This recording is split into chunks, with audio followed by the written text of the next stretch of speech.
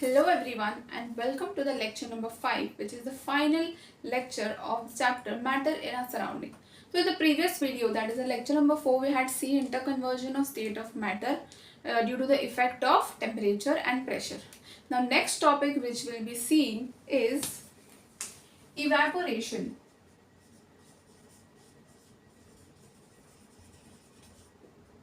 अब evaporation क्या होता है?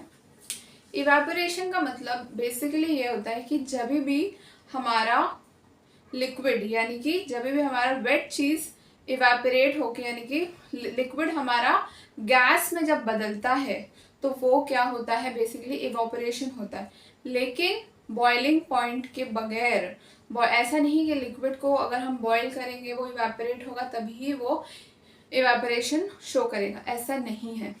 तो इवेपोरेशन में क्या होता है, when the liquid directly converts into gases without reaching its boiling point, it is known as evaporation. अभी अगर फॉर एग्जांपल हम थोड़ा सा पानी गिरा दें सरफेस पे, ठीक है, तो कुछ देर के बाद, कुछ समय के बाद हम देखेंगे कि वो पानी वहाँ पर नहीं है, यानी कि वो पानी गैस बन के उड़ गया है हवा में। तो ऐसा क्यों होता है? तो क्या हम लोग ने उसको हीट किया, क्या हम लोग ने उसको टेम्परेचर को 100 डिग्री सेल्सियस तक लेके गए लिक्विड को तो गैस बनने के लिए? नहीं, वो अपने आप ही गैस बन के उड़ गया। तो क्या क्यों हुआ? इवेपोरेशन की वजह से। तो वाटर जब इवेपोरेट अपने आप हो जाता है बिना बॉइलिंग पॉइंट को रीच किए, उसको हम लोग बोलते हैं इवेपोरेशन। तो और एक इसका डेफिनेशन अगर हम लोग इसका देखेंगे तो वी कैन से दैट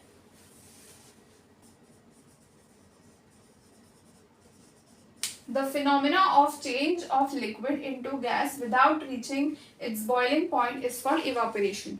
ठीक है, तो और इसको और अच्छे तरीके से समझ सकते हैं कि इवापोरेशन जो हमारा है वो एक सरफेस फिनोमिना है। इवापोरेशन को हम लोग ये भी बोलते हैं, it is a surface phenomena. Now why do we call it as a surface phenomena?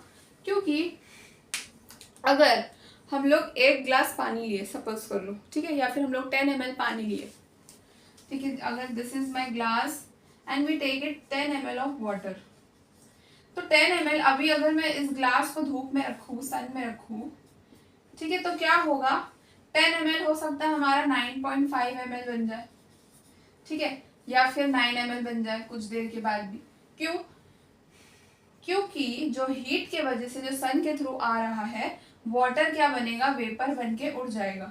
और क्या वाटर यहाँ सबसे पहले क्या यहाँ का वाटर वेपर बनेगा? नहीं, जो वाटर हमारा ऊपर के सरफेस पे है, जो वाटर हमारा सरफेस पे है वो ही सबसे पहले वेपर बन के उड़ेगा।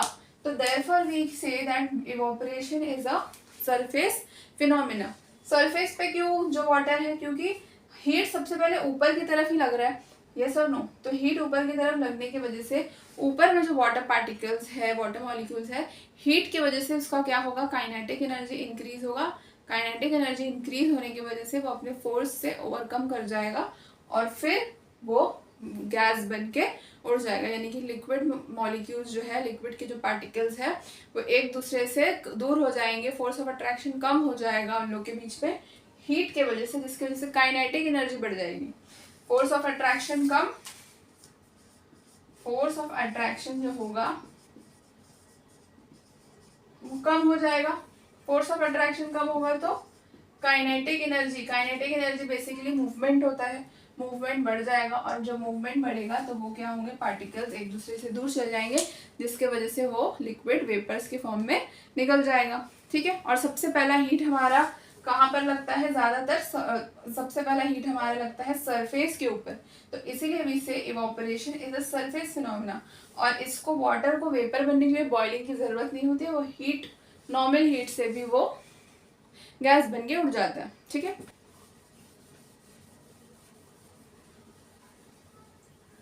अब और एक एग्जाम्पल के थ्रू इसको सपोज करके और एक एग्जाम्पल के थ्रू हम लोग इवेपोरेशन को समझते हैं कि इवेपोरेशन सरफेस फिनोमेना कैसे होता है। Why only the water at the surface first get evaporated? Why not the bottoms? And why not the water present in the beneath the surface? ठीक है, अगर फॉर एग्जाम्पल हम लोग इसका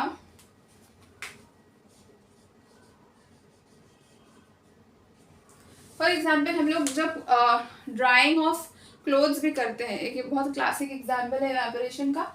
ड्राइंग ऑफ क्लोथ्स जब हम करते हैं तो अगर हम लोग क्या करते हैं, रस्सी में कपड़ा डालते हैं, ओके, और कहीं पर भी जब सुखाना रहता है हमें कपड़ा, हम कपड़ा डालते हैं। तो क्या करते हैं वो हम लोग, क्या कपड़े को हम लोग ऐसे ही जैसा है वैसे ही उसको रख देते हैं?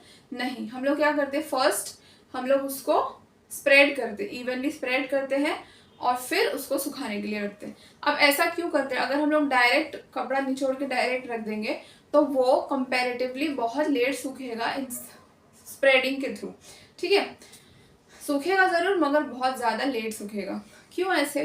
क्योंकि जब हम कपड़े को ड्राई करते हैं तो उसका सरफेस एरिया बढ़ जाता है, जो धूप के कांटेक्ट में इजीली आ जाता है या हवा के कांटेक्ट में इजीली आ जाता है, तो वाटर जो है वो हमारा इजीली इवेपोरेट हो जाता है। मगर वही चीज़ अगर हम स्क्वीज्ड कपड़े को या फिर कपड़ा सिकुड़ा हुआ रहेगा उसको हम टांगेंगे धूप में तो वो जल्दी सूखेगा नहीं। वाई?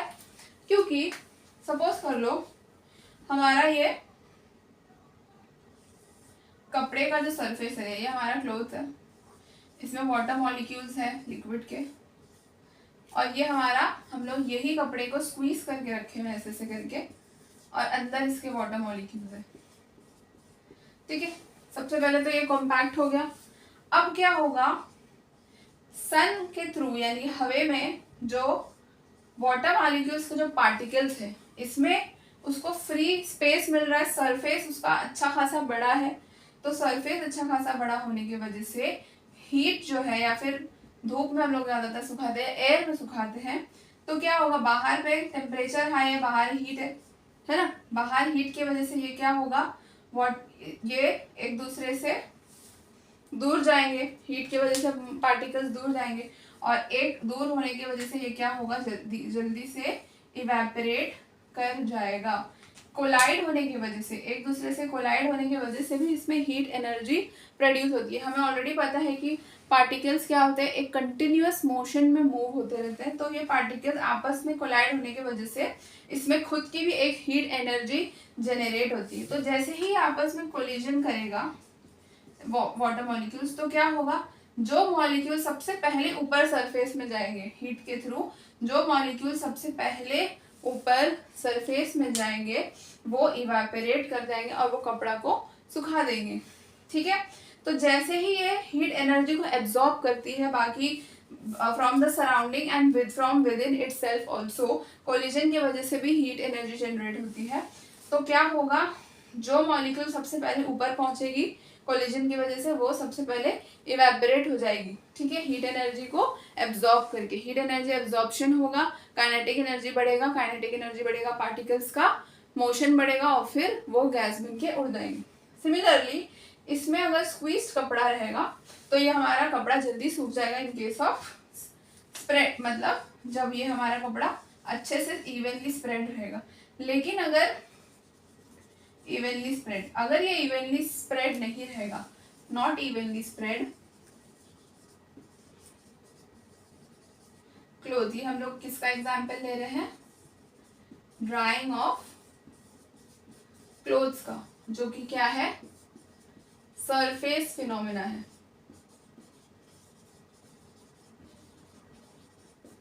ये अगर इवनली स्प्रेड नहीं होगा, सबसे पहले तो आपस का जो कोलिजन रहेगा वो कम हो जाएगा, इसमें कोलिजन कम होगा तो हीट भी कम होगा, और जो सरफेस में जो हीट है यानी कि यहाँ हल्का हल्का ही हीट एब्जॉर्ब होगा, अंदर तक हीट नहीं जाएगा। अगर अंदर तक हीट नहीं जाएगा तो कोलिजन होगा नहीं, ज़्यादा कोलिजन नहीं होगा तो पार्टिकल्स एक दूसरे के दूर जाएंगे नहीं, फोर्स ऑफ अट्रैक्शन कम होगा नहीं, ओवरकम नहीं कर पाएंगे। तो इसीलिए हमारा कपड़ा इवनली नहीं सूखेगा जब वो कंप्रेस्ड रहता है, ठीक है, क्योंकि वाटर मॉलिक्यूल को तो स्पेस ही नहीं मिल रहा है मूव करने के लिए। जब तक स्पेस नहीं मिलेगा तो वो इवेपोरेट कैसे होगा, वो गैस में कैसे बदलेगा, ठीक है। तो ये था हमारा एग्जाम्पल ऑफ इवेपोरेशन। अगर हम और एक एग्जाम्पल लेंगे, फॉर एग्जाम्पल एक बाउंड्री है, ठीक है। अब ये बाउंड्री में बहुत सारे लोग हैं,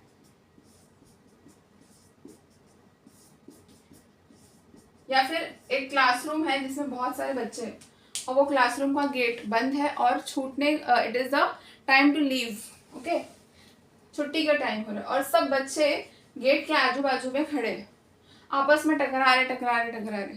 तो सबसे पहले कौन सा बच्चा जाएगा जैसे ही क्लासरूम खुलेगा या फिर जैसे ही बाउंड्री खुल जाएगी? ऑब्वियसली जो बच्चे सरफेस में है, यानी कि जो कॉर्नर पे खड़े हैं, जैसे ही ये रिलीज होगा यानी कि बाउंड्री खुल जाएगी तो ये बच्चे सबसे पहले बाहर निकलेंगे। क्यों? क्योंकि वो ऑलरेडी बाउंड्री में प्रेजेंट थे, सरफेस पे प्रेजेंट थे। ठीक है, तो ये हमारा एग्जाम्पल हो गया इवेपोरेशन का। नेक्स्ट हम लोग पढ़ेंगे फैक्टर्स अफेक्टिंग इवेपोरेशन, यानी कि ऐसे कौन कौन से चीज है जिससे इवेपोरेशन में इफेक्ट आएगा।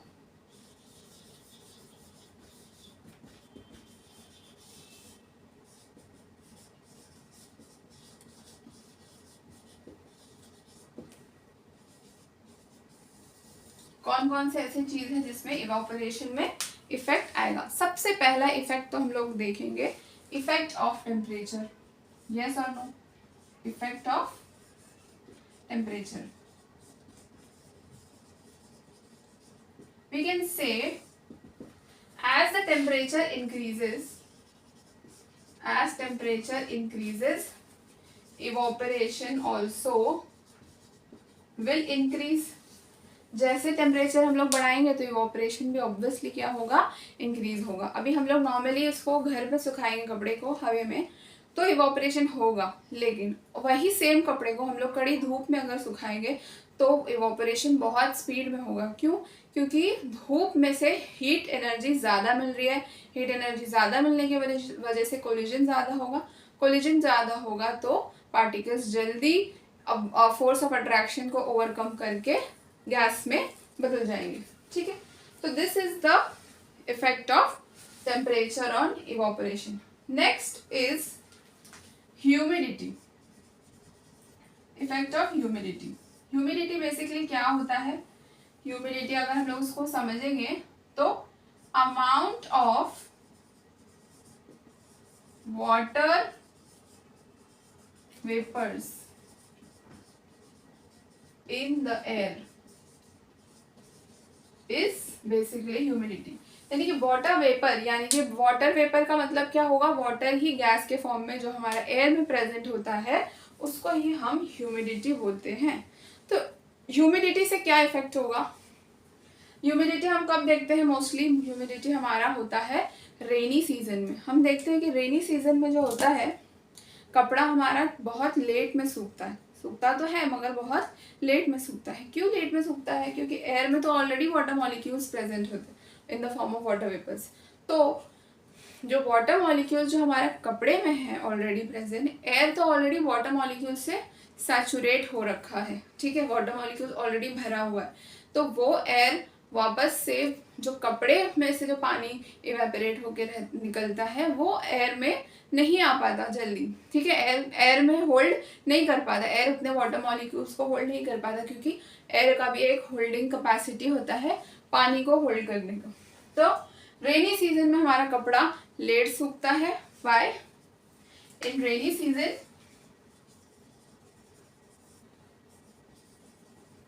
रेट ऑफ इवोपरेशन, यानी कि इवोपरेशन का जो टाइम है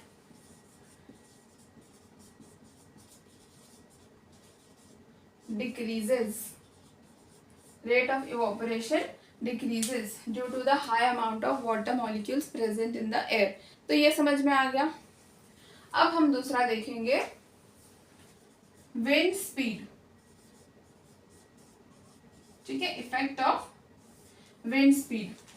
ऑब्वियसली हम अगर कपड़े को सुखाएंगे, ठीक है, इवोपरेशन में अभी ज्यादातर हम लोग इसी चीज का एग्जाम्पल लेंगे, ड्राइंग ऑफ क्लोथ्स। कपड़े को हम अगर सुखाएंगे और ठंडी ठंडी तेज हवा चल रही है, भले ही वो रेनी सीजन में क्यों ना हो, ठंडी ठंडी तेज हवा चलने की वजह से क्या होगा? वाटर मॉलिक्यूल्स जो ऑलरेडी प्रेजेंट है in the form of water vapours, wind के थ्रू वो मूव होंगे। तो विंड के थ्रू मूव होंगे तो क्या होगा? उसका जो एयर का वहां का एयर का कैपेसिटी वो बढ़ जाएगा, क्योंकि वहां से वाटर मॉलिक्यूल्स तो ऑलरेडी हट रहे। तो ठंडक की वजह से वहां से वाटर मॉलिक्यूल हट रहा है और कपड़े का जो वाटर मॉलिक्यूल्स है वो गैस बन के हमारा एयर में जा रहा है। ठीक है, तो speed of wind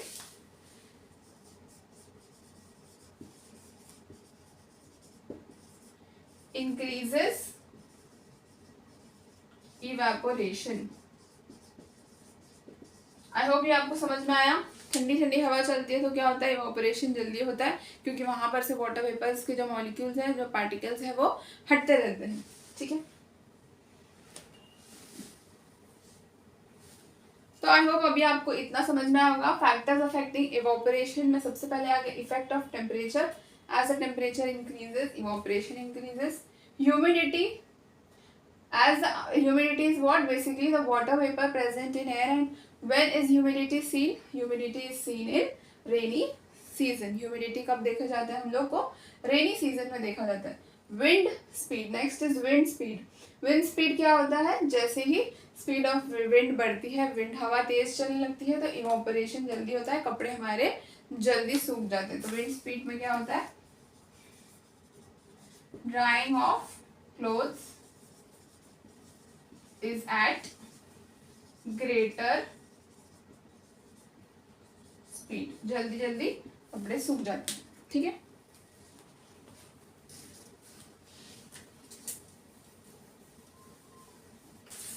next which we'll be seeing is cooling effect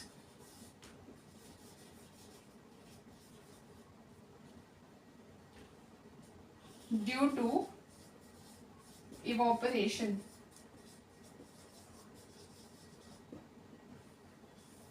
ठीक है, तो इवोपरेशन की वजह से कूलिंग इफेक्ट क्यों आता है ये हम लोग समझते हैं। तो अभी जैसे मान लो हमारा ये वाटर मॉलिक्यूल्स है, ठीक है, वाटर मॉलिक्यूल्स है। अब वाटर मॉलिक्यूल्स है तो ये क्या होगा, कंटिन्यूअस काइनेटिक एनर्जी के थ्रू मोशन में रहेगा, they are in continuous motion.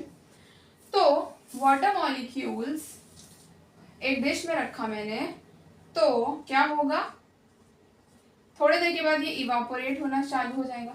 Evaporate क्यों होगा, क्योंकि काइनेटिक एनर्जी इसको कंटिन्यूसली मिल रही है बाहर के रूम के टेम्परेचर की हीट की वजह से, लेकिन इसमें आपस में भी तो कोलिजन हो रहा है, आपस में भी पार्टिकल्स एक दूसरे से टकरा रहे हैं। तो आपस के टकराव की वजह से क्या हो रहा है, इसमें भी हीट एनर्जी जो है वो जनरेट हो रही है। हीट एनर्जी जनरेट होने की वजह से क्या हो रही है, मॉलिक्यूल्स हीट एनर्जी को एब्जॉर्ब कर रहे हैं, और एब्जॉर्प्शन की वजह से पार्टिकल्स एक दूसरे से दूर दूर जा रहे हैं और बेसिकली इवेपोरेट हो रहे हैं। तो इवेपोरेट कैसे होंगे, सबसे पहले कौन सा मॉलिक्यूल ऊपर जाएगा, सबसे पहले वो मॉलिक्यूल ऊपर जाएगा जो कोलिजन की वजह से जल्दी से जल्द हीट एब्जॉर्ब करेगा और सरफेस पे पहुंचेगा। ठीक है, तो जैसे ही वो सरफेस पे जितने भी मॉलिक्यूल्स हैं वो आएंगे, वो क्यों आएंगे, क्योंकि उन्होंने ये सारे जो ऊपर के मॉलिक्यूल्स हैं बाकी सारे पार्टिकल्स से हीट एनर्जी को एब्जॉर्ब किए, और हीट एनर्जी के एब्जॉर्प्शन की वजह से ये वेपर बन के तो उड़ेंगे, मगर जैसे क्योंकि इन्होंने हीट एनर्जी को एब्जॉर्ब किया है, तो जब हीट एब्जॉर्ब होगा तो ऑब्वियसली वो एक कूलिंग इफेक्ट छोड़ के जाएगा। ठीक है, तो ये हो गया हमारा कूलिंग इफेक्ट का एक एग्जाम्पल। जिसके और एक एग्जाम्पल हम लोग देखेंगे जो कूलिंग इफेक्ट देती है, वो है एक एसीटोन। एसीटोन को जैसे ही हम अपने पाम में डालेंगे तो सबसे पहले तो वो बहुत जल्दी उड़ जाएगा। एसीटोन के बॉटल अगर हम लोग ओपन भी रख देते हैं तो वो बहुत जल्दी इवेपोरेट हो जाता है। ठीक है, वो हाईली वोलेटाइल होता है। वोलेटाइल मतलब जल्दी इवेपोरेट होने वाली चीज़ों को वोलेटाइल बोलते हैं। तो whenever we put acetone, it leaves behind a cooling effect. Why? Because अगर हम एसीटोन को अपने पाम में डालेंगे तो वो क्या करेगी, हमारी बॉडी के हीट एनर्जी को क्या करेगी, एब्जॉर्ब करेगी। हीट एनर्जी के एब्जॉर्प्शन की वजह से एसीटोन के पार्टिकल्स में बहुत जल्दी क्या होगा, मोशन होगा और वो गैस बन के उड़ जाएगी। लेकिन उसने जो हीट एनर्जी हमारे हाथ में से एब्जॉर्ब की है, तो वो हीट एनर्जी के एब्जॉर्प्शन की वजह से हमारे हाथ में एक कूलिंग इफेक्ट रह जाता है। ठीक है, नेक्स्ट एग्जाम्पल, ये तो हमने वाटर का पढ़ लिया, एसीटोन का एक देख लिया। नेक्स्ट हम लोग देखेंगे अर्दन पॉट। अभी ये हमारा एक पॉट है, या फिर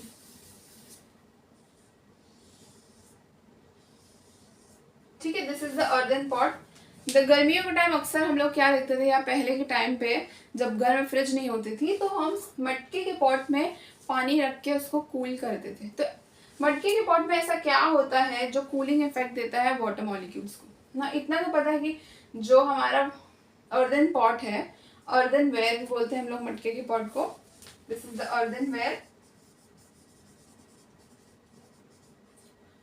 हैपेंस इज, जैसे ही हम इसमें पानी फिल करते हैं तो अर्दनवेयर में, मटके के पॉट में छोटे छोटे माइक्रोपोर्स होते हैं, बहुत छोटे छोटे माइक्रोपोर्स होते हैं, जिसके वजह से पानी जो है सरफेस पे आके कलेक्ट होने लग जाता है, ठीक है, सरफेस पे आके जमता है। तो जब यहाँ पर पानी वाटर मॉलिक्यूल्स आके सरफेस पे रहते हैं और आजू बाजू क्या है, आजू बाजू हमारा हीट है, बाहर का टेम्परेचर गर्म रहता है, ठीक है। तो ये वाटर मॉलिक्यूल्स क्या करेंगे, इस हीट को एब्जॉर्ब करेंगे। इस हीट को एब्जॉर्ब करने की वजह से वाटर मॉलिक्यूल्स क्या होंगे, एयर में इवेपोरेट कर जाएंगे, ठीक है, after the absorption of heat. जैसे ही ये हीट को एब्जॉर्ब करेंगे, यहाँ का आजू बाजू का हीट तो इन्होंने एब्जॉर्ब कर लिया, जब यहाँ के सारे हीट को एब्जॉर्ब कर लिया तो यहाँ पर क्या आ जाएगा, एक कूलिंग इफेक्ट छोड़ जाएगा। तो इस कूलिंग इफेक्ट की वजह से अंदर पानी जो रहेगा वो क्या रहेगा, ठंडा रहेगा, क्योंकि आजू बाजू का टेम्परेचर तो ऑलरेडी कम हो चुका है because of absorption of heat due to the water molecules on the surface of the earthen pot. Therefore, the water inside the earthen pot will remain cool because the outside temperature is cool. ठीक है, तो ये हमारा क्या हो गया, cooling effect का एक और एक एग्जाम्पल हो गया। नेक्स्ट हम लोग देखेंगे कि why do we wear summer clothes, why do we wear cotton clothes during summers में हम लोग कॉटन क्लोथ्स क्यों पहनते हैं। अब देखो, समर में हम लोग देखते हैं अक्सर हमारा बॉडी क्या होता है, स्वेट करता है to regulate the body temperature. Body temperature को मेंटेन करने के लिए हमारा बॉडी स्वेट सिक्रीट करता है। तो जैसे ही वो स्वेट को सिक्रीट करता है तो कॉटन क्लॉथ क्या करता है, फास्ट एब्जॉर्प्शन। कॉटन क्लॉथ की वजह से हमारा जो स्वेट है वो जल्दी एब्जॉर्ब हो जाता है, ठीक है। एब्जॉर्ब होने के बाद क्या होता है, बाहर का जो हीट रहता है वो जैसे ही कॉटन में एब्जॉर्ब होता है हमारा स्वेट, जो कि बेसिकली लिक्विड होता है, तो क्या होता है, फटाफट उसका इवोपरेशन होना शुरू हो जाता है, और जैसे ही इवोपरेट होता है तो वो पीछे कूलिंग इफेक्ट छोड़ के जाता है। यस और नो। अभी हमने देखा था whenever the water molecules is evaporating, it is leaving behind a cooling effect.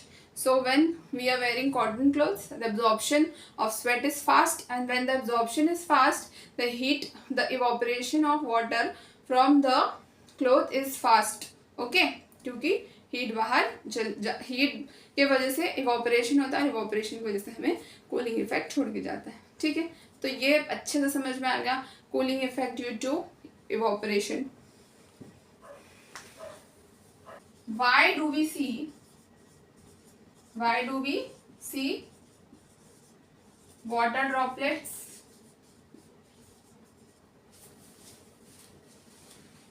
at the surface of cold water bottles or glass filled of ice?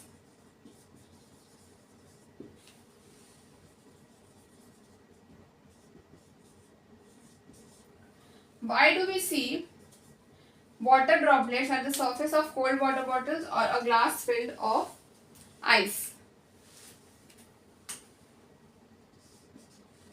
ठीक है, अब हमने नोटिस किया होगा कि जब भी हम ठंडे पानी का बॉटल रखते हैं या फिर ठंडे पानी का ग्लास रखते हैं या फिर ऐसा ग्लास जिसमें आइस भरा होता है, तो हम लोग क्या देखते हैं, कुछ देर बाद उसमें वाटर ड्रॉपलेट्स जमा हुआ है, ठीक है, वाटर ड्रॉपलेट्स जमा हुए हैं। हमने बाहर से तो पानी दिया नहीं, तो पानी तो अंदर ठंडा था, पानी तो अंदर है ग्लास के या बॉटल के, तो बाहर पे कैसे पानी आ गया। बाहर पानी इसीलिए आया बिकॉज हमें पता है ये हमारा एयर है, यहाँ पर आजू बाजू जो क्या है, एयर है। यस और नो। एयर के अंदर होता है वाटर वेपर्स। एयर के अंदर क्या होता है, वाटर वेपर्स होता है। यस और नो। यानी कि गैस मॉलिक्यूल्स इधर उधर रैंडमली मूव हो रहे हैं वाटर के। वाटर का जो पार्टिकल है जो गैसियस फॉर्म में है वो रैंडमली मूव हो रहा है। यस और नो। क्योंकि बाहर का टेम्परेचर ज़्यादा है और ये ग्लास तो ठंडा है, ठीक है। Compare to this glass the temperature outside the glass is high. तो क्या होगा, ये टेम्परेचर यहाँ पर बहुत ज़्यादा कोल्ड होने की वजह से, यानी कि टेम्परेचर बहुत ज़्यादा कम होता है, जो टेम्परेचर है बहुत ज़्यादा कम होता है क्योंकि फ्रिज से निकला हुआ है, ठंडा होता है। तो ये क्या करेगा, जैसे ही टेम्परेचर इसका कम होगा, ये वाटर मॉलिक्यूल्स जो एयर में प्रेजेंट है, ये टेम्परेचर कम होने की वजह से क्या होगा, गैस क्या बन जाएगा, लिक्विड में कन्वर्ट होगा। गैस क्या बनेगा, यानी आसपास का जो एयर है जिसमें वाटर मॉलिक्यूल्स है वो आके यहाँ पर सेटल डाउन हो जाएंगे, वो आके यहाँ पर सेटल डाउन होंगे। ऑब्वियसली जब हम लोग टेम्परेचर को बढ़ाते हैं तो लिक्विड गैस में बदलता है, तो जब हमारा टेम्परेचर कम होगा तो गैस वापस से लिक्विड में बदल जाएगा, यानी कि वाटर वेपर्स जो है वो आके बॉटल के सरफेस पे स्टिक कर जाएंगे। वाटर वेपर्स हमारा अल्टीमेटली वापस से लिक्विड बन जाएगा। इसीलिए हम लोग देखते हैं due to decrease in temperature the water vapor in the air converts into liquid. Okay, temperature के डिक्रीज होने की वजह से जो पार्टिकल के बीच का जो डिस्टेंस है वो कम हो जाता है, यानी कि फोर्स ऑफ अट्रैक्शन इन लोग का बढ़ जाता है। फोर्स ऑफ अट्रैक्शन बढ़ेगा तो पार्टिकल्स एक दूसरे के करीब आएंगे, और जब पार्टिकल्स करीब आते हैं गैस के तो वो क्या बन जाएगा, लिक्विड बन जाएगा। ओके, तो और अब हम लोग एक एग्जाम्पल, जैसे ही हम लोग ठंडे रूम से बाहर आते हैं, यानी कि अगर हम लोग एसी रूम से या फिर एसी कार से बाहर आते हैं, तो जिसको स्पेक्स होता है, जिसको चश्मा होता है, वो क्या होता है, जैसे ही आप ठंडे रूम से बाहर जाओ, ठंडे एसी गाड़ी से बाहर निकलो, तो आपका गॉगल्स या चश्मा जो है पूरा क्या हो जाता है, ब्लर हो जाता है, पूरा धुंधला हो जाता है। ऐसा क्यों होता है, क्योंकि जो गॉगल्स का टेम्परेचर होता है वो कम होता है आसपास का एसी का ठंडा के टेम्परेचर की वजह से। तो टेम्परेचर कम होता है, तो जैसे ही आप नॉर्मल टेम्परेचर पे निकलते हो तो गैस में जो वाटर मॉलिक्यूल्स प्रेजेंट है वो कम टेम्परेचर के वजह से वाटर मॉलिक्यूल्स क्या बन जाते हैं, लिक्विड के छोटे छोटे ड्रॉपलेट्स बन के आपके चश्मे के सरफेस के ऊपर स्टिक हो जाते हैं। ठीक है, तो वो बेसिकली क्या होता है, gaseous water molecules are converting into liquid. Okay, so this is the example of cooling effect due to evaporation. तो वाटर मॉलिक्यूल्स आपके चश्मे के ऊपर आके चिपक जाते हैं क्योंकि टेम्परेचर कम हो जाता है। ठीक है, that is why we see the water droplets are sticking on the surface, or the water droplets are attached on the surface of a cold surface या फिर cold bottle। किसी का भी एग्जाम्पल हम लोग ले सकते हैं। कोई भी चीज़ जब कूल होती है तो वहाँ पर पानी जम जाता है। Okay students, so now we'll be seeing the difference between evaporation and boiling. In evaporation what happens is it can take place at all temperature, मतलब evaporation को कोई specific temperature नहीं चाहिए, वो कोई भी temperature पे हो सकता है। Second is it is a slow and gradual process, मतलब वो धीरे धीरे होता है, अपने टाइम पे होता है। Third, it takes place only at the surface of the liquid. Evaporation only takes place at the surface of the liquid, okay, not in the overall liquid. Last, it causes cooling, जब भी कोई चीज़ evaporate होती है तो वो पीछे cooling effect छोड़ के जाती है। In boiling what happens is it takes place only at a fix temperature. Evaporation के जैसा नहीं, कोई भी टेम्परेचर पे हो सकता है, उसका एक फिक्स टेम्परेचर होता है जहाँ पर लिक्विड बॉयल होना शुरू हो जाता है। ठीक है, और it is a rapid and violent process, मतलब वो फास्ट होता है, स्लो प्रोसेस नहीं है इवापोरेशन के जैसे। और it takes place over the entire liquid, पूरे लिक्विड में बॉइलिंग होता है, नॉट लाइक इवापोरेशन। इवापोरेशन से सरफेस में होता है, बॉइलिंग ओवरऑल लिक्विड में होता है। Fourth, it does not lead to cooling effect. Obviously boiling में तो हम बाहर से हीट देते हैं, तो हीट के वजह से वो कूलिंग इफेक्ट नहीं छोड़ता, उल्टा हीट गर्माहट देता है। ठीक है, so this was the difference between evaporation and boiling point. I hope you understood the video. Till then, thank you and keep watching.